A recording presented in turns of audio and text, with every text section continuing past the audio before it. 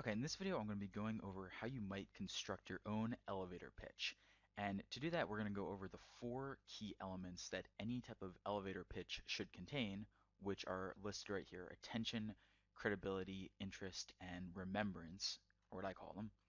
And we'll see how you actually use these by going through a sample elevator pitch script that you might give if you run into someone very high up in your organization, such as the head of investment banking or the CEO or some type of other high level managing director or other executive at your company. And to start with, in addition to these four elements, one point that I would really emphasize with elevator pitches is that you can construct the basic outline and then use it no matter what kind of situation you're in. So, for example, you always want to have something that builds some kind of credibility. So you want to be able to say where you're working, what you're doing, where you're from, something interesting about your background.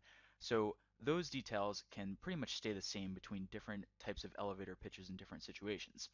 But depending on the situation you're in, you might have to change other elements of this. And we'll see some specific examples of what I mean here, but to get into it a bit now, you might have to catch their attention in a different way depending on the situation. So if you're literally in an elevator, you might try talking about the news or whatever's on TV if you happen to have a TV in the elevator. But if you're not, if you're at a conference or you're at a information session or something along those lines, then you'll have to catch their attention in a slightly different way. Similarly, on the interest point here. Now, if you already know who the person is, if you already know something about them, so maybe you run into a celebrity or just someone very well known in the business world in an elevator or at a conference, for example, maybe you already know enough about their background to say something that you know is going to be of mutual interest. But when this doesn't happen, you need to change your approach a little bit. And rather than just suggesting something, you might have to ask a leading question or two first and use those as follow-up conversation topics. So your approach depends a bit on who you're speaking with and the context, the situation that it's in. But in general, you can use the same basic outline for many of these networking situations where you run into a person and then you only have maybe 30 to 60 seconds to make a solid impression.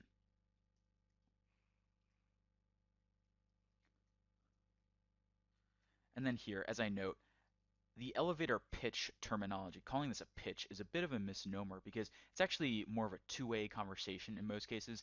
Now, there are situations where you really do have to make a pitch of some type. So maybe if you own your own company and you're trying to raise money from venture capitalists, for example, you have 60 seconds to appear via video or in front of them or something along those lines and make your pitch, and they're not going to interact with you in the course of that. But in most networking situations, this is really more of a two-way conversation. And you'll see how in the example script that we're going to go through now, it's really just like this. It's a two-way conversation, and you're doing most of the talking, but the other person still has to respond, and you still ask questions of the other person. So keep in mind that you can't really script out a perfect elevator pitch simply because it's not really a pitch at all. It's really more of a two-way conversation. So again, there are parts that you can script out to some extent, like the credibility and the interest building steps 2 and 3 here, but in a lot of other cases, you have to kind of adapt and modify what you say depending on what the other person says and who they are.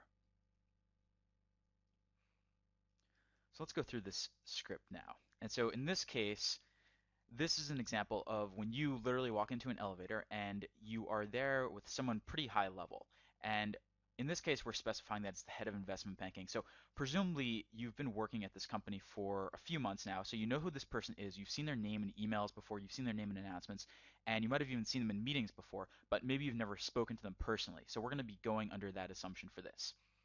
Now, if you get into the elevator and you really have no idea who the person is, it's still fine to do this, but we'll have to make a few modifications as we'll see. In this case, starting a conversation is easy because we have a TV here with a CNBC news feed, and there's news of this pharmaceutical firm SXR that has just gone bankrupt. So we start out the conversation here by saying, "You seem pretty calm, no investments in SXR." And then we learn from this guy that they were actually a former client, so he couldn't invest anything even if he wanted to. Now, this is a good way to start the conversation, saying anything about the news. So maybe if you saw some big announcement in the Wall Street Journal this morning, that could be a topic of conversation. If you saw something the Fed is going to do, something along those lines. If you saw big company-wide news, that could also work. Now, if you're in a situation where this isn't quite as applicable, so maybe you're at a conference or an information session or something, then it may be more appropriate to open with more of a joke or maybe to even make fun of the other people lightly, not too aggressively if you're feeling bolder.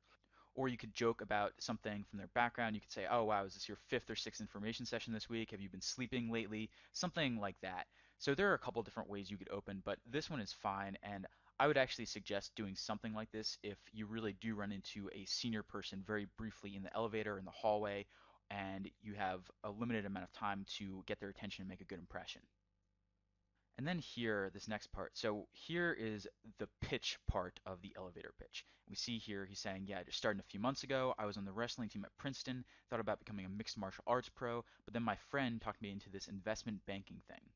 I'm working in the M&A group here with Robert Needham. We've been pretty busy lately, by the way. And then you introduce yourself. So this is a good way to introduce yourself for a couple of reasons. First off, it's very short. This you could probably state in maybe 10 to 15 seconds, depending on how quickly you speak. But first off, you're building credibility because you're saying that you work in the M&A group with Robert Needham. Name dropping is very important with elevator pitches. So if you're into a senior person, you need to say which senior person you work for at the company because they'll probably all know each other. So it's important to say something like that. He's also mentioning the Princeton name here, which again is important. Obviously, it's a very prestigious school, so it's good to mention that here.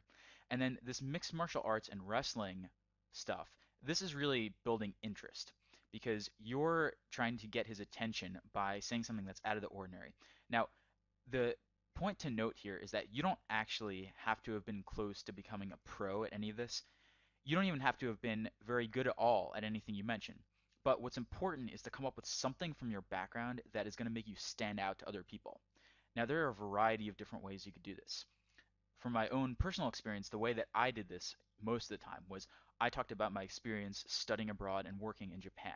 And although it's probably more common than something like what we have here, becoming a wrestler or mixed martial arts pro, it was still uncommon enough to catch people's attention. Because you'd be surprised, but actually a lot of people in finance have not studied or worked abroad that much before, especially if you're in the US. In Europe and Asia, it's probably a bit different, but in the US, it worked very well. And I would just say something simple like, just got back from studying abroad in Japan, did a couple different things there. We climbed Mount Fuji, we went to a lot of temples, we saw sumo wrestling tournaments, and then I worked at a cell phone startup company there. And just saying something as simple as what I just laid out was enough to catch people's attention because then they start immediately asking about that because it's uncommon. So you need to go through your own background and figure out what about you makes yourself stand out. So let's say you're studying in the US and you're from another country originally. Well, you definitely want to bring that up here. And you can even make some joke about it and say that maybe you got deported from your own country or you were forced to come over here and initially you thought you were going to be a spy or something like that. And just make sure it's very obvious when you're joking about something like that. But figure out what's unique about your background. Again, look through your hobbies, look through your interests, look through travel experiences, look through even stuff from when you were much younger. That could potentially be good to bring up, but you really need to find some kind of highlight to tell people so that they have something to remember you by. And actually, if you run into someone at a conference or in another setting, you could actually use pretty much the same structure for a pitch. Basically, you want to say maybe one sentence about your background and about what you're doing before this, something interesting to make you stand out, and then say what you're doing now. And again, name dropping is good. So maybe you're not in a situation where you're looking for work, but maybe you're in a situation where you're looking for business partners or you're looking to recruit people perhaps. Well, in that case, instead of giving the name of someone that you're working for, what you do is say, "Oh, I'm working at this new company. We've been featured in the Wall Street Journal. We've been featured on MSNBC the other day. We're being featured on CNN tonight," and name drop the names of media outlets that have covered you, talk about customers you have, anything like that. So there are a couple different ways you could approach this, but that's generally the structure that I would follow here. And then we see that the head of investment banking responds here by saying, "Well, your name, nice to meet you. Tell Robert I said hello."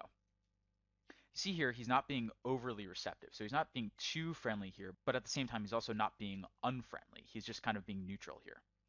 Then we say, "Sure thing." And then we bring up this topic about how they've been doing a lot of business in South America lately and how we've actually studied abroad in Brazil. Again, not a very common experience, but this is the type of remark that I would use when you meet someone very well known. So let's say, hypothetically speaking, that you run into Warren Buffett, for example, at a conference or in an elevator somehow. Well, what you do then is hopefully you've been reading the news about him. You bring up maybe news of a recent investment he made, or some type of recent deal he's been involved in.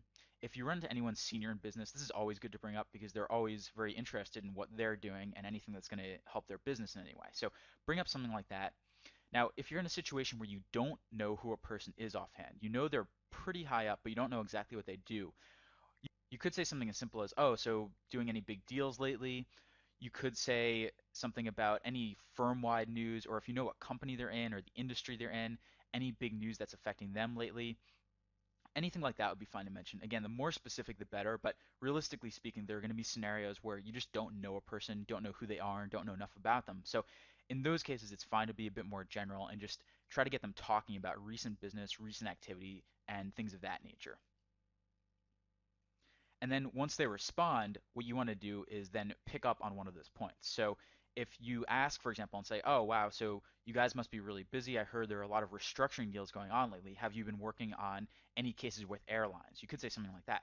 And then if they respond and say, oh, yeah, we've been working with United or Delta or whatever airlines they happen to be working with, then you say, oh, wow, that's really interesting. I've always been interested to know more about restructuring, especially in the airline industry, because one of my family members works there or something along those lines. And just give some kind of connection.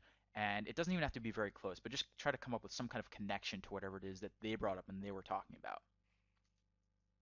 Then we see here the head of investment banking responds to this comment about South America and says, yeah, I can tell you all about it. We've been busy there lately. So again, he's not being overly friendly here, but he is giving you somewhat of an opening, and he doesn't make it seem like you're a total waste of time. So he offers to tell you all about it. And what you should do here is then respond and say, okay, great, thanks. And just in case you forgot, give your name, the mixed martial arts M&A guy. Mind if I get your card?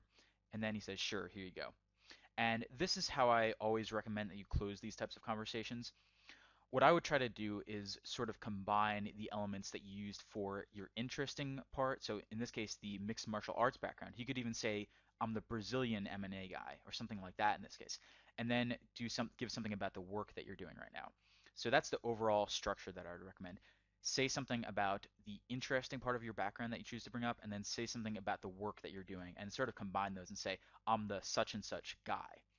So, for example, if I were saying this and I were working in investment banking right now, and I had just gotten back from my work experience in Japan, for example, I would probably say something like, oh, and by the way, just in case you forget, I'm the guy who climbed Mount Fuji and then decided to go into investment banking, or something like that.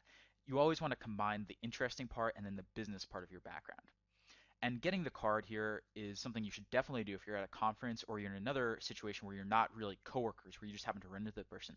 If you're at the same company, I don't know that it's essential, but I would still recommend doing it, even if you know the person's name, because if you have their card, it probably has their cell phone number, it has other contact information. It's going to be easier to contact the person if you actually have their card.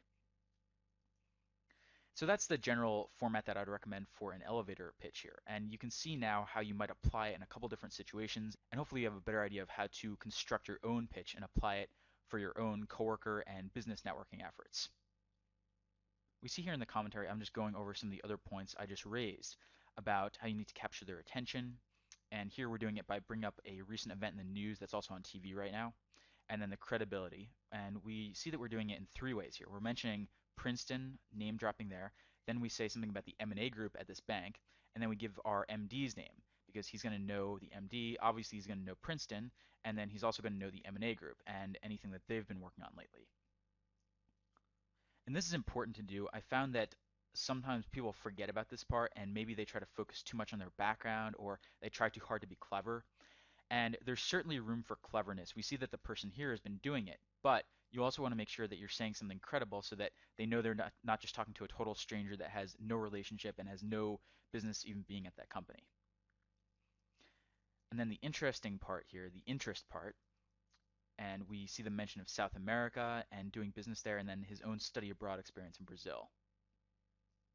And this actually builds credibility as well, because in addition to the South America part, he's mentioning that he studied abroad there, so he knows more about the region than just some random person. Now, even if you haven't been to this region or you don't know a lot specifically about the news or the topic that you bring up, it's still fine to do this. It's just that it's not quite as effective if you don't seem like you know something about it, but it's still fine to do this. So you don't need to be an expert on whatever it is you bring up. And then finally here we see this remembrance part about being the mixed martial arts M&A guy. And this is a fine way to close any conversation. Just close it with whatever you want to be known for or whatever you want them to remember about you. And then say, I'm the such and such guy or girl. And then a few more points here. As I said before, you don't really need to be an expert on whatever it is you bring up. Just make sure you know enough to say something about it and to make them remember you. I would say it's actually more important to say something interesting than to be an expert on it. So if you're an expert runner, for example, well, you could bring that up, but I would say that if you have something that's less common than running, then you may want to say that instead. If you don't have anything else, it's fine to say that. And you can talk about marathons you've been in, or if you're a short distance runner, you can talk about sprints or anything like that, any type of competition that you've been in. But I would say it's actually better to err on the side of uncommonness rather than being an expert in whatever it is you bring up here. Obviously, you don't want to lie explicitly, but exaggeration is fine in this context because honestly, there's no way they're ever going to find out in a 30 to 60-second speech here. And again, you really need to find something interesting about your background. And this applies to more than just networking and more than just elevator pitches. It also applies to interviews, even resumes. You need to find something that makes you stand out because bankers get a lot of resumes and they talk to a lot of people. And I can tell you from experience, 95% of them just have nothing that makes me remember them. So even if it's something simple, try to find whatever it is that's unique about you that's going to get people to remember you. And then finally here, sometimes I get questions on how aggressive you should be in elevator pitches. You could suggest stopping by or chatting further to ask about this.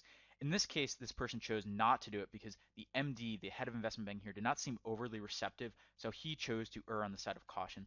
Now, if the meeting's going really well, if you seem to have really good rapport just from speaking to this person for 30 seconds, then it's fine to suggest something more bold. It really depends on the situation, but that's the basic guideline that I would give as far as how aggressive you should be. I would definitely get their card.